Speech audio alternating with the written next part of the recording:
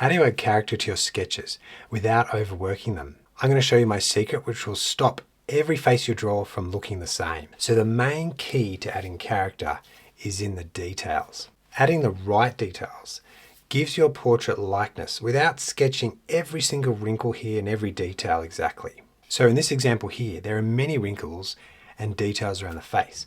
So what are the main areas that I focus on when I'm sketching a portrait like this to get that character and likeness? Well, I focus on the eyes.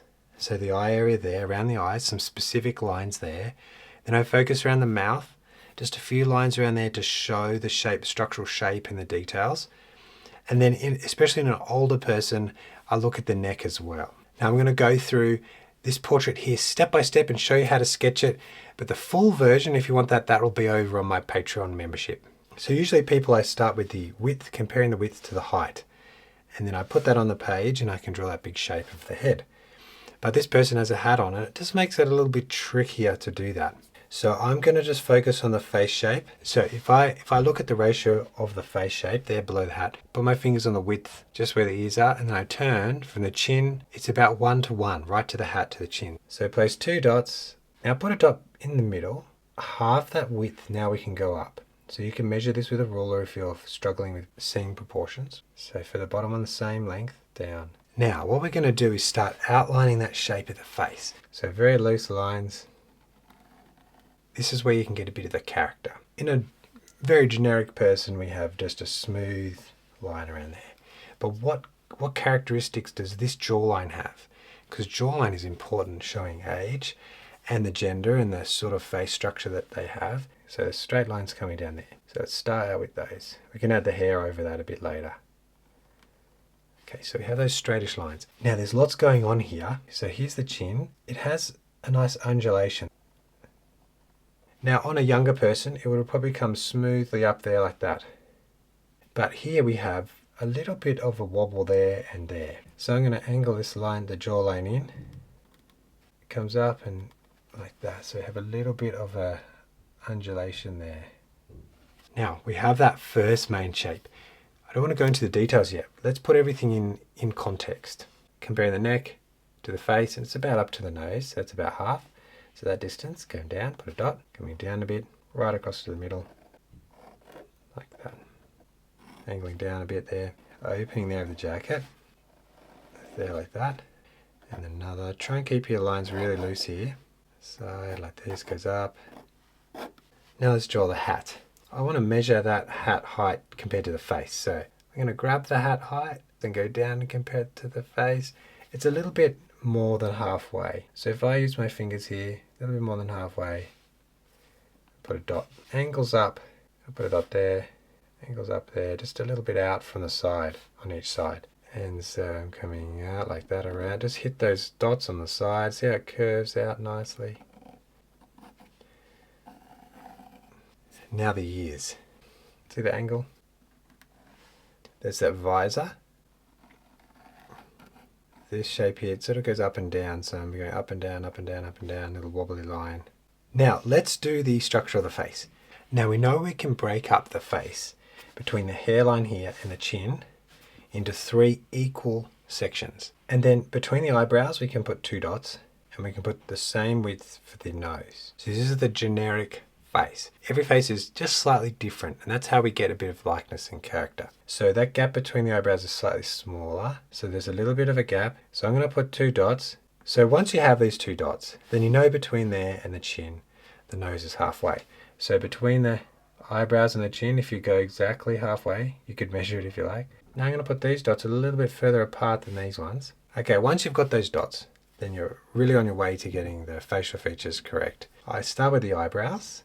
It goes up. It might actually help us here if I draw the side. So I'm going to draw the hair a little bit more down this way. So I've got that shape, or close to touching the hat, and then down, but we'll leave a bit of skin on the side here. Now the bottom of the nose. Here's another feature that can be different. Usually I draw the 2 side points and then 2 little nostrils like this. But in this person, the character is different. Wider round section there with no, so I'm not going to draw 2 little dots. I'm going to draw the whole round nose coming down. This side nostrils there, and then we come in and they're Very close to the side it comes in, but then we have a long round section. Like that. Now let's draw the eyes. A little bit narrower than the nose, they're closer in, and they're very close to the eyebrows. Usually I draw these about 2/3 up between the nose and the eyebrows, so I go about 2/3 there. But with these ones, the eyebrows are slightly frowning, and the eyes seem a little bit closer up. So I'm going to make the corners of the eyes closer up there, and then that width there is always the same as an eye. So that width there, come across and come across. So I have 3 equal spaces. And in older people especially, those eyes are very narrow. Up from that side, and then down on this side, quite flat. Between the 2 dots, a slight curve down. Now let's add the mouth. So we'll come down, usually between the chin and the nose, the middle of the lips is 2/3 up, just the same as the eyes, 2/3 up there, 2 dots, and then wider than the nose. So if we go look at this, we can still use those measurements, 1, 2, that's about 2/3 up there. And then we come across wider than the nose, but always check on the reference. Now the split. Now here's detail here. We go up in the corners, and there's a little bump there in the middle and curve again. You can put a little pupil there. They're the generic features, but it doesn't give him character and it doesn't show his age. So we have to think about what details now to add to give him that character. So let's focus around the eyes first. So here, I can see my eyebrows actually could possibly come in a little bit more closer to the eye. So I'm going to just adjust some of those shapes down like that. So now he's got a bit more of a frown, and there's the creases. So around the bridge, around here and around here, that's where we're going to focus on. So to show that little frown, I'm putting 2 lines there. Then what do we have in between the eyes? Just a hint of the width of the nose. There's a little extra line here coming across, and just over the top of this eyelid too. Like that, just little lines. A really important wrinkle is on the side. So instead of drawing every wrinkle, I'm just going to do 2 little lines here. Or you can add 3, but 2, just that. We're not going to count them. Just whenever I see age, I put 2 or 3 little wrinkles coming out from the side. And then here, there are lots of wrinkles in there. We're not going to put all of them, just showing that it's not smooth skin. I'm going to show the change of direction, so I'm going to put a little line there and a little line here. Okay, so now we've added a lot of age and character to the eyes. Now let's move down to the mouth. So we have a really strong wrinkle going across this way. And I'm just going to add some very loose up and down lines. Now underneath the lip, I'm just going to put a faint line there, like that, just a little one. So we want to show that the chin, it's not smooth there, we want to show the change of direction. So another little line and a dimple in the middle. So we've helped that mouth now look really similar. So that's my main focus. That'll really help give you a character. But there are a few more lines here we have to do. So I'm not going to add all of them. I see a main line here, and there's another little faint line here. And you can add just a couple more, but I'm not going to add everything. To show that's a round nose, not going to a point, you can add that shape that comes out to the side there like that. Then the ears. So I'm going to add a little bit of a shape in there, just following where the darker sections are. Some of the dots, there's lots of dots. There's a main one here. Now I wouldn't go crazy with the dots. We can add a few maybe dots in the watercolor. The next area is the neck. See, that still looks, making it look quite young. Now let's add some lines to the neck. This N shape there, and then on either side. That really shows the age of the neck. Just putting a few details there like that. I'm going to do this in one line actually, across this band.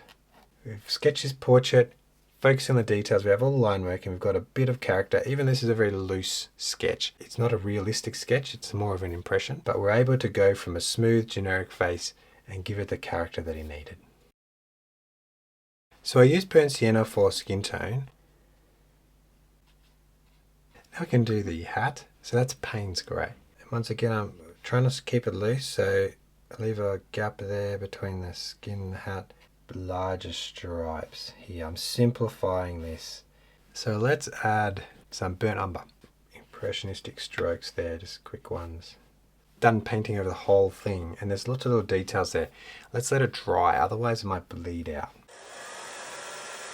I've got that same colour I used for the jacket. Light grey in there. Just some little strokes through there. Okay, that's cool. That's getting closer to his character. I'm grabbing permanent rose. It's a little bit on the side, like also it's a little bit darker there. So we also have the sun marks there on his skin. splotches here. Alizarin crimson, which is a little bit cooler. Purple lake. Across a bit of the nose there and put it under there like that, but more on the right side. I'm going to use some ultramarine just to make it more interesting. So a little bit of blue. Now that gave that face a lot more depth. It's not as flat as before. Cadmium red, so it's a warmer red just across the back, and it's very blurry. Impressionistically, just slap on this and it will give your sketch a lot of looseness. Then add cerulean blue, which is my lighter blue, my cooler blue there. But leave white and then let it combine into the red. Now I've got my Uniball Signo white pen, and then I'm thinking about where the light's coming and just adding some highlights, and even in the hair, in the eyebrows, the jacket. So that's how I sketch a portrait with character.